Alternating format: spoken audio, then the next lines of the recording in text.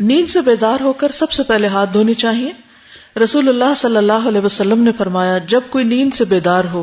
تو اپنے ہاتھ کو وضو کے پانی میں ڈالنے سے پہلے دھو لے، اس وجہ سے کہ تم میں سے کوئی یہ نہیں جانتا کہ رات اس کا ہاتھ کہاں رہا ہے، یعنی جسم کے کس کس حصے کو اس نے چھوا ہے، یا اس کے علاوہ بھی کہیں نیند میں ادھر ادھر پڑ گیا تو اس کے ہاتھ کو کوئی ایسی چیز لگی جو اس کے لیے نقصان دہ ہو سکتی. اس لیے پہلی چیز صبح اٹھ کر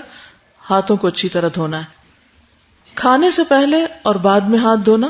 رسول اللہ صلی اللہ علیہ وسلم جب کھانے کا ارادہ کرتے تو پہلے اپنے ہاتھ دھوتے پھر کھانا کھاتے. رسول اللہ صلی اللہ علیہ وسلم نے فرمایا جو شخص اس حالت میں رات گزارے کہ اس کے ہاتھ کھانے کی چکناہٹ سے لت پت ہوں، یعنی اس نے کھانا کھایا ہاتھ نہیں دھوئے اور وہ کھانے کے جو ذرات ہیں یا چکنائی جو ہے وہ ہاتھوں میں ہی کہیں لگی رہ گئی، چاہے ناخنوں کی سائڈ پر یا ویسے انگلیوں کے اندر، اور اسے کوئی چیز تکلیف